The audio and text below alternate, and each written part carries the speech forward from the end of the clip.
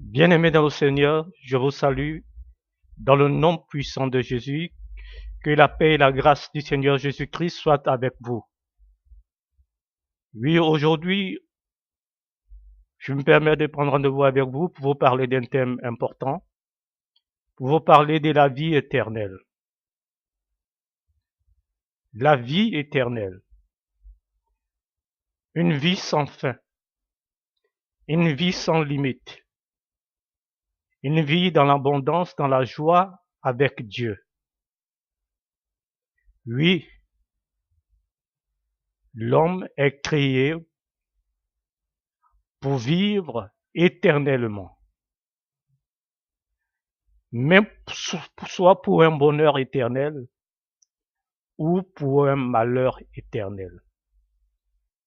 Et la question de l'éternité doit interpeller chacun d'entre nous. La question de l'éternité doit interpeller toute âme consciente, toute personne consciente, quel que soit son âge, quel que soit son sexe et quel que soit son rang social. Qu'on soit jeune, adulte, âgé, riche, pauvre, cette question nous intéresse tous. C'est la question la plus importante qu'un homme intelligent puisse se poser. Un homme intelligent doit se demander quel sera mon lendemain. Un homme intelligent doit se demander est-ce que je marche sur la bonne voie? Est-ce que je suis sur la bonne voie?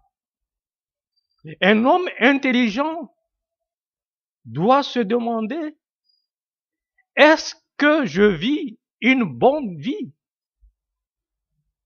Un homme intelligent doit se demander quelle est la porte de sortie. Vu que la terre ne m'offre que 2 mètres carrés, un tombeau. Oui, quel est mon plan de sortie de ce monde, de cette terre? Oui, il est important, bien aimé, que nous nous posions ces questions. Et toutes ces questions ont trait au thème de la vie éternelle, de la vie sans fin. La vie que nous aurons auprès du Seigneur, dans le bonheur et dans l'abondance. Oui, c'est cela que je voudrais que nous puissions méditer ce soir. Oui, bien-aimés, nous allons prendre nos Bibles dans le livre de Luc 18, à partir du verset 18, nous allons nous arrêter au verset 23. Prenons nos Bibles, s'il vous plaît. Nous lisons au nom puissant de Jésus. Verset 18. Un chef interrogea Jésus et lui dit, bon maître, que dois-je faire pour hériter la vie éternelle? Jésus lui répondit, pourquoi m'appelles-tu bon? Il n'y a de bon que Dieu seul. Tu connais les commandements. Tu ne commettras point l'adultère. Tu ne tueras point. Tu ne déroberas point. Tu ne diras point de faux témoignages. Honore ton père et ta mère. J'ai, dit-il, observé toutes ces choses dès ma jeunesse. Jésus, ayant entendu cela, Jésus ayant entendu cela, lui dit, il te manque encore une chose. Vends tout ce que tu as, distribue-le aux pauvres, et tu auras un trésor dans le ciel. Puis viens et suis-moi. Lorsqu'il entendit ces paroles, il fut triste, car il était très riche. Nous bénissons la parole de l'Éternel. Bien-aimés, voici la parole que le Seigneur nous demande de méditer ce soir. La vie éternelle. Oui, voici quelqu'un dont la Bible nous parle, quelqu'un de riche, quelqu'un de jeune, et la Bible dit un chef, peu importe s'il était un chef religieux ou un notable, la Bible nous dit que cet homme s'est posé à un moment de sa vie cette question.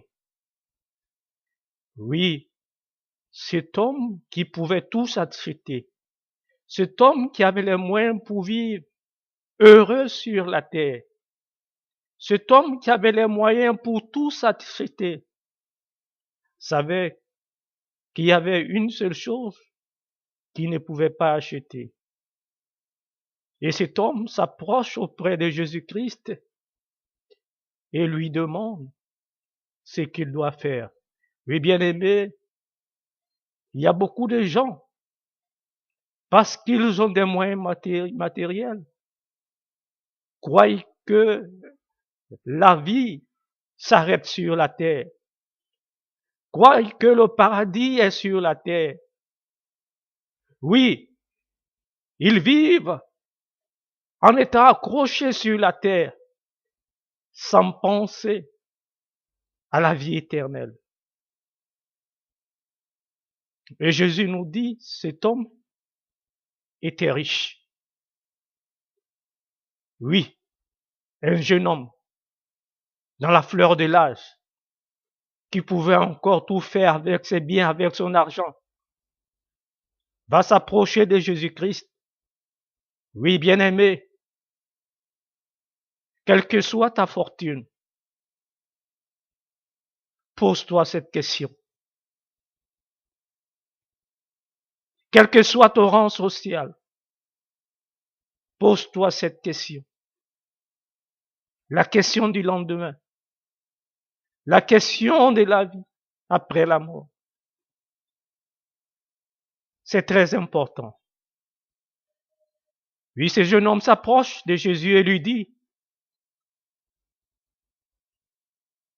que dois-je faire? Que dois-je faire?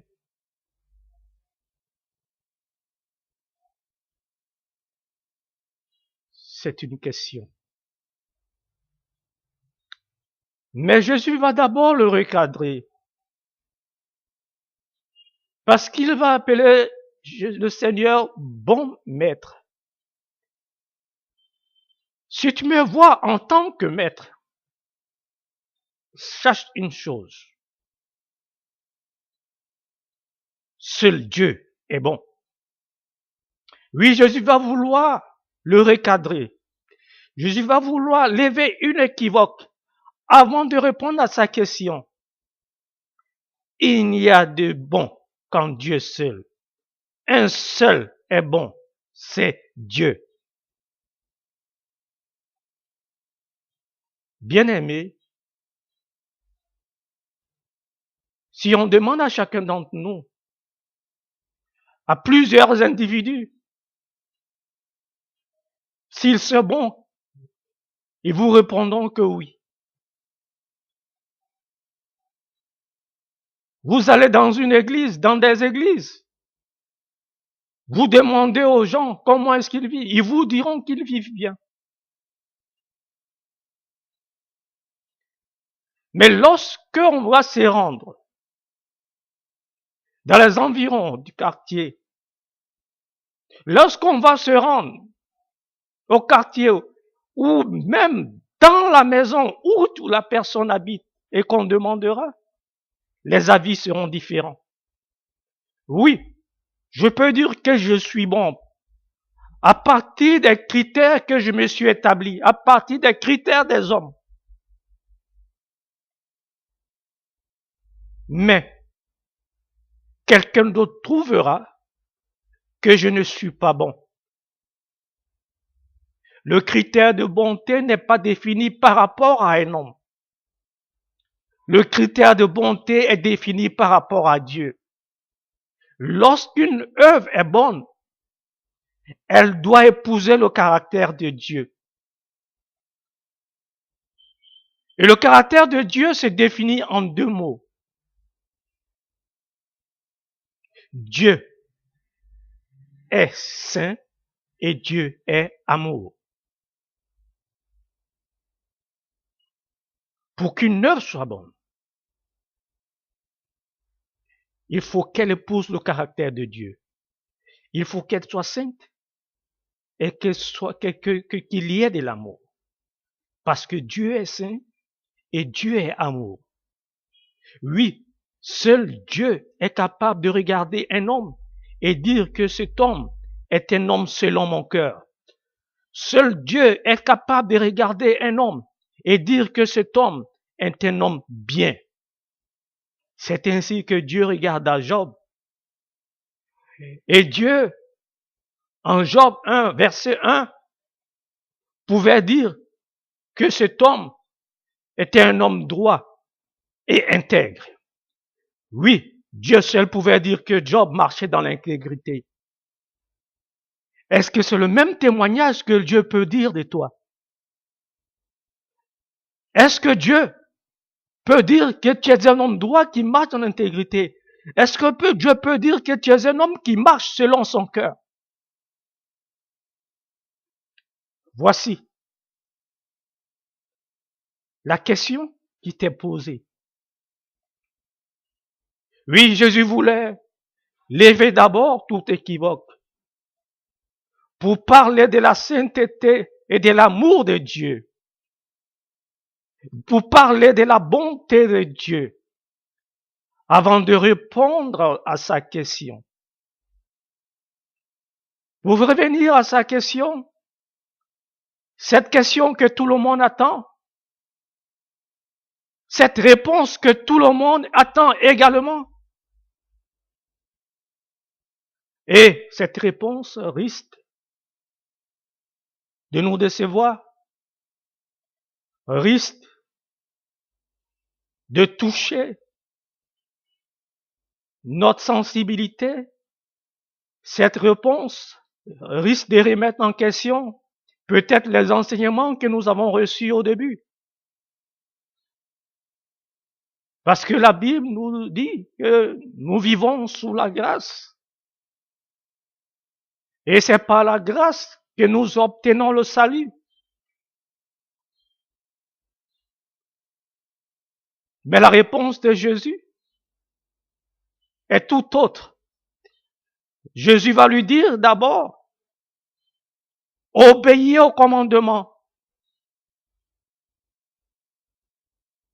Obéis au commandement. Oui, vous connaissez la loi. Obéis au commandement. Jésus va commencer à lui rappeler la loi. Jésus va lui dire, tu ne commettras point l'adultère. Tu ne déroberas point. Tu ne tueras point. Honore ton père et ta mère. Voici ce que Jésus est en train de lui dire. Oui, peut-être que tu es en train de dire, mais où est-ce que cet homme nous ramène? Il nous amène dans l'Ancien Testament. Il nous parle de la loi. Alors que nous sommes sous la grâce. Bien-aimés, ne nous y trompons pas. Jésus dit qu'il n'est pas venu pour abolir la loi. Oui, bien-aimés. Il le dit très bien. Croyez-vous que je suis venu pour abolir la loi ou les prophètes? Non, je ne suis pas venu pour abolir, mais je suis venu pour l'accomplir. Je suis venu pour donner un sens à la loi. Je suis venu pour accomplir la loi.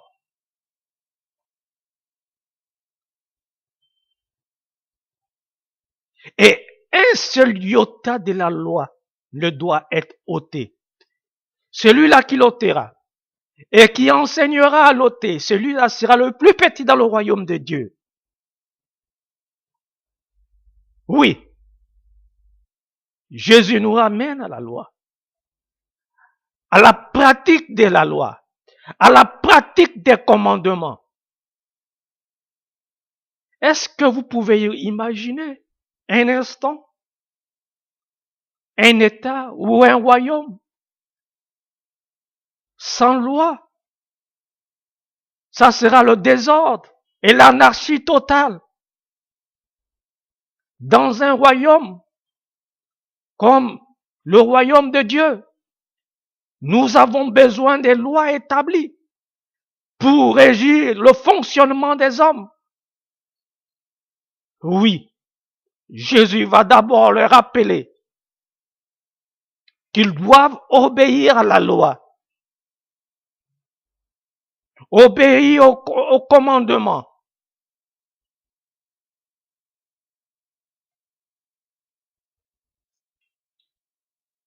Bien-aimés, lorsque nous lisons bien le texte, lorsque nous lisons très bien les lois les commandements que Jésus énumère, nous constatons que Jésus énumère les commandements de la deuxième table de la loi. C'est comme s'il faisait omission de la première table de la loi. Les lois qui régissent nos relations avec Dieu. Tu aimeras ton Dieu de toutes tes forces. Les lois qui ont trait à notre relation avec Dieu. Tu n'auras qu'un seul Dieu, car moi l'Éternel, je suis un Dieu jaloux. Tu aimeras ton Dieu de tout ton cœur, de toute ton âme, de toutes tes pensées, de tout ton cœur.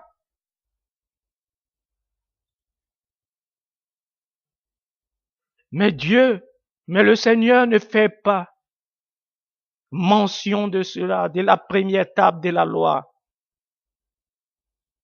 Il va nous citer les ordonnances de la deuxième table. Bien-aimés, est-ce une omission ou Jésus le fait en connaissance des causes? Je me souviens que cette histoire, je ne dirai pas cette histoire, mais que cette question de la vie éternelle avait été posée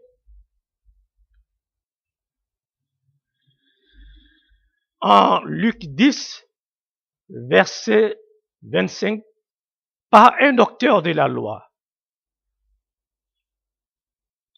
Oui, le docteur de la loi était venu voir Jésus. Mais ce n'était pas pour les mêmes motivations que chez un homme. Ce jeune homme était venu avec sincérité de cœur.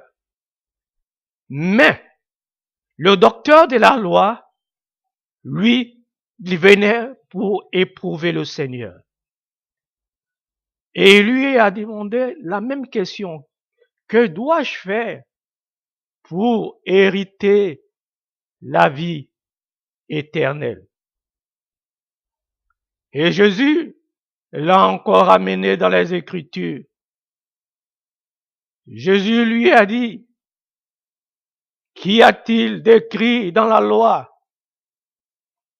Et il dira, oui, comme un bon docteur de la loi, tu aimeras le Seigneur ton Dieu de tout ton cœur, de toute ton âme, de toutes tes forces, de toutes tes pensées. Et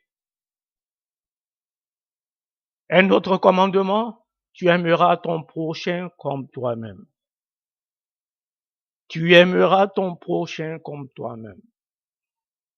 Oui, le piège ici, le preuve ici, c'était de savoir qui est le prochain.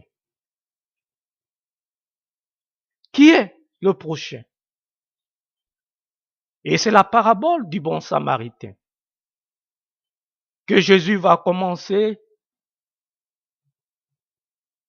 à expliquer pour dire qui est notre prochain. Vous savez, dans le premier siècle de l'ère où Jésus vivait, Israël était sous occupation. Il y avait l'invasion romaine. Est-ce qu'il fallait considérer les Romains comme notre prochain? Est-ce qu'il fallait considérer l'ennemi comme étant notre prochain? Parce qu'il nous est dit, tu aimeras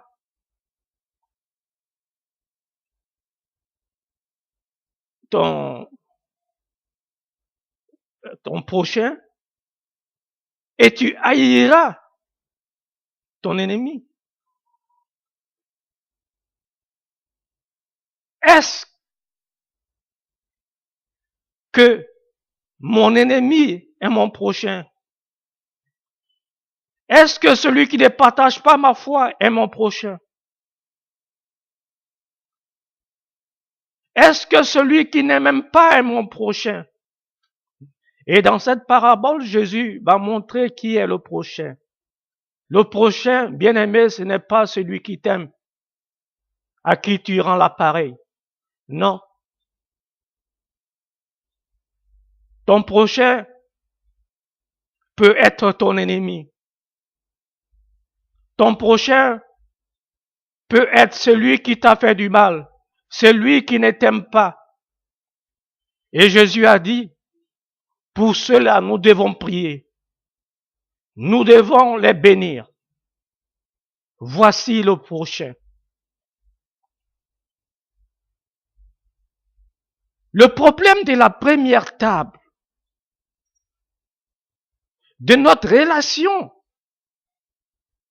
avec Dieu, la première table qui régit les relations entre l'homme et Dieu, était venue être résolue par Jésus-Christ. Par sa présence, ce problème était résolu. Dieu est venu de lui-même. Il a quitté son trône. Et il est venu par amour pour nous. Maintenant, le second point, c'est est-ce que nous sommes capables d'aimer notre prochain comme nous-mêmes? C'est de cela qu'il s'agit. C'est pour cela que Jésus insiste sur la deuxième partie de la table de la loi. Celle qui régit les relations humaines, les relations humaines, les relations entre frères, les relations entre individus. Oui, c'est ce qui est important. Aux yeux de Jésus, vu que la première table de la loi ne pose pas de problème. Oui, Jésus savait que ce jeune homme le vénérait Dieu. Il savait qu'il aimait Dieu, qu'il adorait Dieu. Il savait que cet homme, ce jeune homme, respectait le sabbat.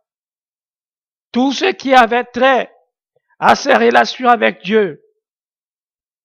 Maintenant, la difficulté, c'est de savoir, est-ce que nous pouvons le faire avec nos prochains? Est-ce que je peux aimer le prochain comme moi-même je m'aime? C'est là la question.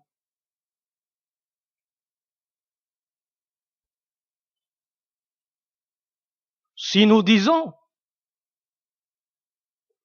que nous aimons un homme, nous ne l'aimons pas pour sa beauté, pour ses beaux yeux. Non. Nous l'aimons tout simplement parce que nous aimons Dieu. L'application de la première table de la loi rend possible celle de la deuxième. On ne peut pas dire qu'on aime un individu et ne pas aimer Dieu. Ce n'est pas possible.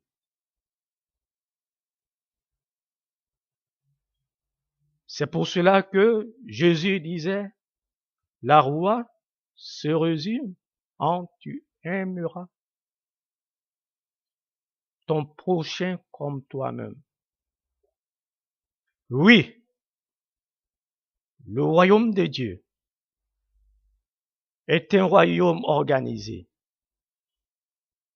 Le royaume de Dieu est un royaume qui a des lois. Le royaume de Dieu a un roi, a un Seigneur. C'est Jésus-Christ.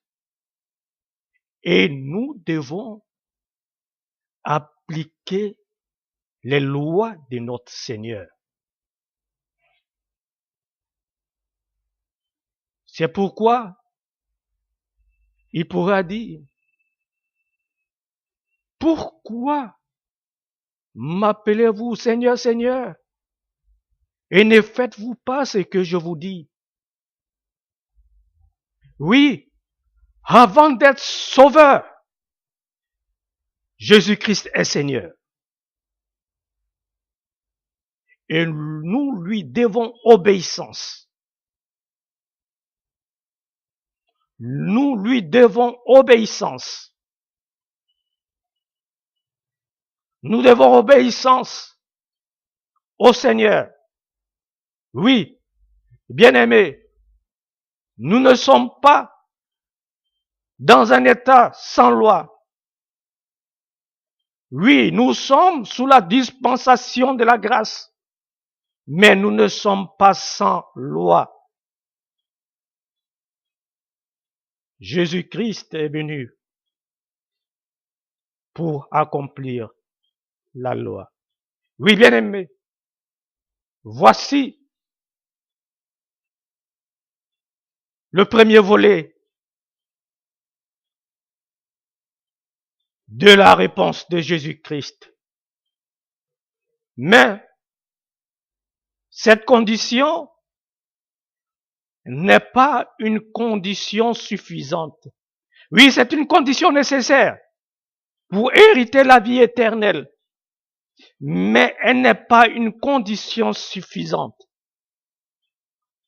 Et cet homme l'a fait remarquer à Jésus en lui disant, Seigneur, j'ai observé ces lois depuis ma tendre jeunesse. Jésus va lui donner maintenant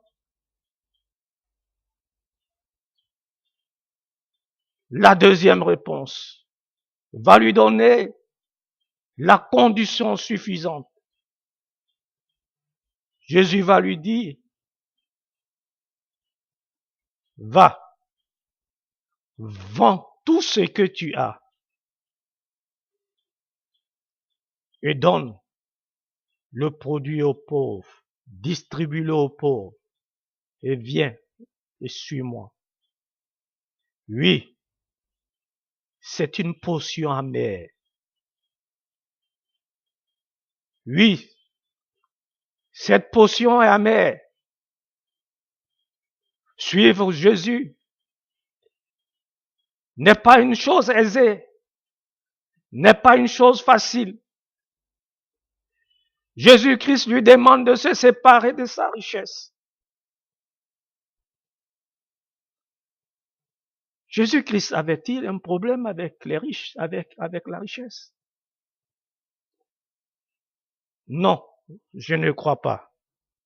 Je ne crois pas qu'il avait un problème, ni avec la richesse, ni avec la pauvreté.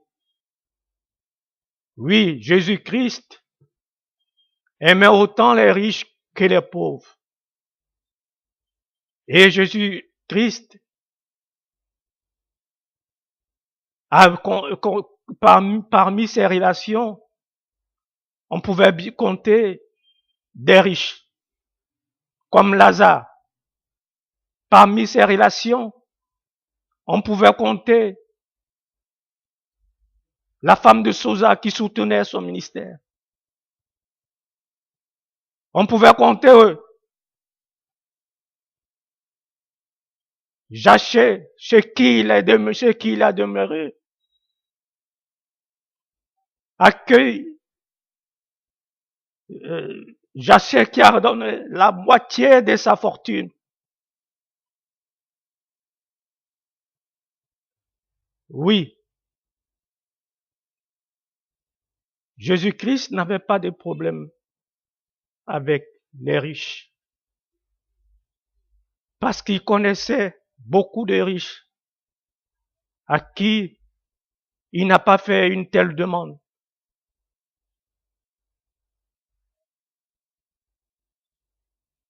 Alors pourquoi le fait-il pour ce jeune homme? Oui, bien-aimé, Jésus-Christ le fait parce que c'était un problème particulier. Lorsque nous lisons la Bible et que nous lisons, oui, parce que cette Bible et ce texte est écrit aussi en Marc et en Matthieu, la Bible dit que Jésus l'aima. Ce qui m'amène à penser que Jésus a discerné le problème de ce jeune homme. Oui, Jésus est capable de sonder le cœur et de connaître le problème d'un individu. Et Jésus savait que cet homme avait un problème avec la richesse, que cet homme était mains et pieds liés à la terre. Alors comment pouvait-il avoir des vues sur le ciel? Lorsqu'on est autant attaché à la terre, aux choses matérielles, oui, bien-aimé, cela posait un problème pour lui. C'était un véritable problème pour lui. Et la richesse, bien-aimé, peut être un problème pour des individus. Lorsque cela est mal utilisé, oui, c'était un problème personnel. Sinon, Jésus n'a rien contre la richesse. Mais ce problème était capable de l'amener à l'enfer, de le conduire à l'enfer, de le retenir sur la terre. Et non à la vie éternelle. C'est pour cela que le Seigneur Jésus voulait faire cette séparation. Oui, il dit en Matthieu 5, verset 29, si ton œil droit est pour toi une occasion de chute, arrache-le et jette-le loin de toi. car il est avantageux pour toi de rentrer bonne dans le royaume des cieux. Oui, bien-aimé, il serait plus avantageux pour toi de te séparer de ce qui peut t'empêcher de rentrer dans la vie éternelle.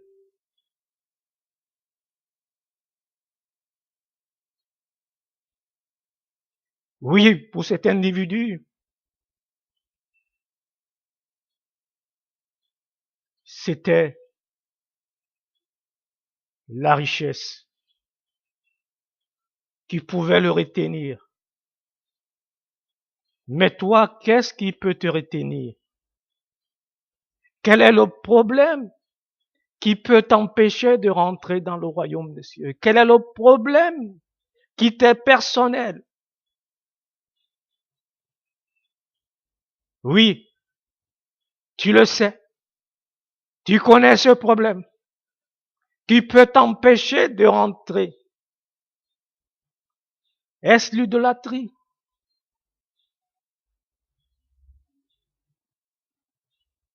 Est-ce la vie adultérienne? Est-ce l'alcoolisme? Est-ce la drogue? Ou je ne sais quoi d'autre encore? Oui, bien-aimé, il y a autant de choses qui peuvent nous empêcher de rentrer et d'hériter la vie éternelle. Oui, bien-aimé, ma prière, c'est que tu puisses localiser ce problème et que tu puisses t'en séparer. Dès ce moment même, tu puisses prendre la décision de dire qu'à partir d'aujourd'hui, j'arrête avec ce problème. Oui, ce problème dans lequel Satan me tient captif. Ce problème dans lequel le diable me maintient encore dans son royaume.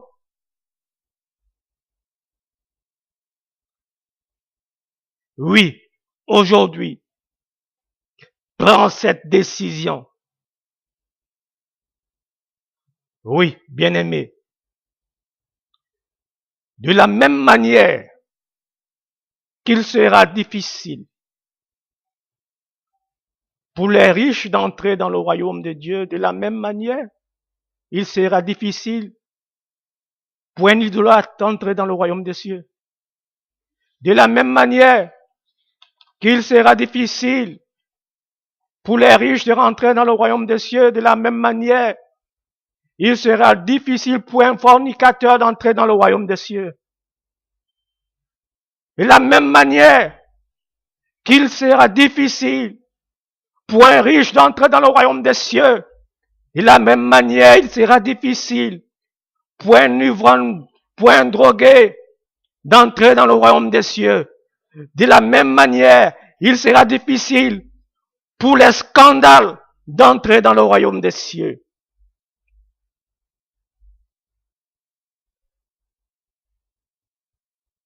Alors je viens maintenant à la condition suffisante. Vous savez, ce jeune homme, ce qui lui manquait, c'était la foi. Parce que vendre tout ce qu'on possède, c'est séparer de ce qu'on aime, le distribuer aux pauvres et suivre Jésus demandait la foi. Oui, Jésus lui demandait de croire en lui. Sans cela, que nous pouvons citer maintenant, Acte 16, verset 31, crois au Seigneur Jésus et tu seras sauvé. Oui, c'est en ce moment que nous pouvons dire que Dieu a tant aimé le monde qu'il a donné son Fils unique, afin que quiconque croit en lui ne périsse point, mais qu'il ait la vie éternelle. Oui, c'est en ce moment que nous pouvons parler de la foi qui nous amène au salut. Mais les deux conditions doivent être réunies. Selon la parole de Dieu, selon la parole que j'ai lue, selon la parole que Jésus-Christ nous donne. La pratique de la loi. Oui, je crois à une vie de sanctification. Oui, je crois à une vie de consécration. Et je crois que l'Église doit vivre dans la sainteté. Cela est possible. Et c'est ce que le Seigneur Jésus-Christ cherche. Et ensuite, croire au Seigneur Jésus-Christ. Bien-aimé, celui qui ne croit pas au Seigneur Jésus-Christ, celui-là est condamné. Oui, quels que soient les moyens que tu cherches pour atteindre Dieu, si tu n'as pas Jésus-Christ, tu n'as pas la vie.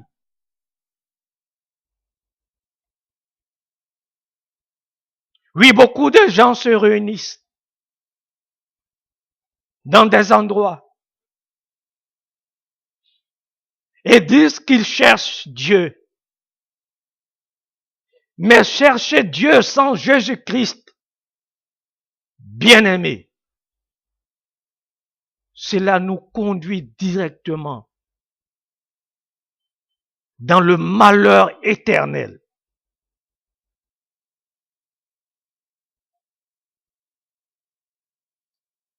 Oui, bien-aimé, il nous faut croire au Seigneur Jésus-Christ. Il nous faut croire à la loi, marcher dans la sanctification. C'est pour cela que le Seigneur Jésus disait, si votre justice ne surpasse pas celle des scribes et des pharisiens, vous n'entrerez pas dans le royaume des cieux. Pour conclure, je vous dirai, faites cela et vous vivrez pour l'éternité. Que Dieu nous bénisse. Oui, bien-aimés, avant de clôturer, je voudrais faire une prière pour vous. Prions le Seigneur.